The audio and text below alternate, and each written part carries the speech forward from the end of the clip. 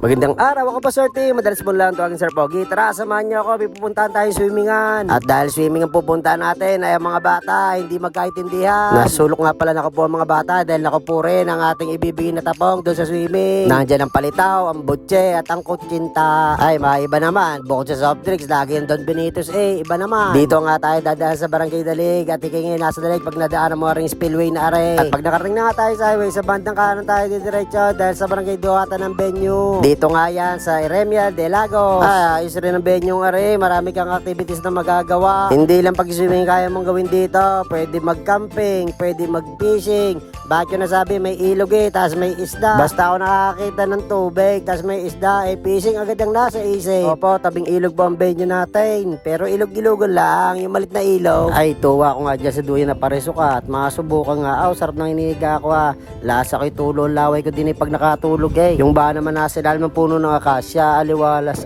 Hindi pa nga tapos ang property ito, pagkadami pang ginagawa. Sabi ko nga kanina, pwede mag-camping dito at pwede mag-bonfire. Balik ulit tayo sa swimming pool. Dito ako nakakita na higaan na kulay green. Lasa ko'y pag humiga ako dyan, sayang ang gluta. Dito pa rin tayo nakakita sa swimming pool ng upo ang paro-paro. Ay, dami nagpa-picture dyan, lalo na yung mga babae. Ay, feeling pere pag nakaupo diyan. At dyan na nga po ang dalawang bata nagbalda na pang swimming. Sinalubong ni Coach Divine, ang kanilang coach sa summer workshop. Yun lang, si Opi para may sariling mundo mag-isa nag-swimming dun sa pambatang swimmingan Ay, paano ba naman di marunong lumangoy, aray mo. Yan nga lang po ang alam niyang skills sa pag-swimming, ang pagtalong sa swimming pool. May pagbilang pa laso ko'y gutom na rin sa pag-ahon Yung ba naman nagtatalon lang sa swimming pool. Yan na nga sinasabi ko nagyaya ng kumain di pinakain natin, tindi ng inuhaw ay may nakita akong bilog may mga kasamaan rin pala ditong class A's ay kainitan, bilog siya sa ibang araw. Baltaan ko ligaw, paalam.